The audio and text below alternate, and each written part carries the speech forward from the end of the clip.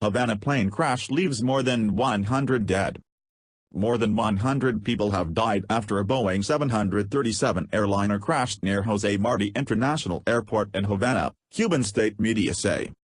3 people have survived but are in a critical condition, Cuban Communist Party newspaper Granma reported. The plane was carrying 110 passengers and crew, according to the Mexican firm from which the plane was leased. 2 days of national mourning have been declared, after Cuba's worst air disaster since the 1980s. The Boeing 737-201 crashed at 12:08, 16:08 GMT, on Friday, shortly after taking off from Havana on an internal flight to Holguin in the east of the island. There were 6 Mexican crew members on board. The passengers were mainly Cuban, with 5 foreigners among them, state-run website CubaBut reports. There has been an unfortunate aviation accident. The news is not very promising. It seems that there is a high number of victims, Cuban President Miguel Diaz-Canel said after visiting the crash site. The plane had been leased to state airline Cubanida Aviation by the Mexican company Leased.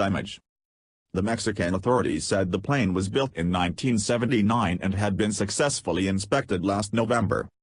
Leased, also known as Global Air, has 3 planes in operation. Boeing said that it was ready to send a technical team to Cuba, as permitted under U.S. law and at the direction of the U.S. National Transportation Safety Board and Cuban authorities. A U.S. trade embargo has been in force against Cuba for many decades. During takeoff, the plane apparently suffered a problem and dived to the ground, said the Mexican Transport Department on its website. Images showed the thick column of smoke rising above the crash site as fire crews and ambulances attended the scene. "I saw it taking off," supermarket worker Jose Luis told the AFP news agency. "All of a sudden, it made a turn, and went down. We were all amazed."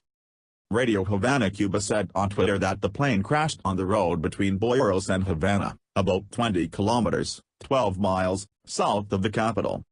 According to industry research, last year was the safest in history for commercial airline travel with no passenger jet crashes.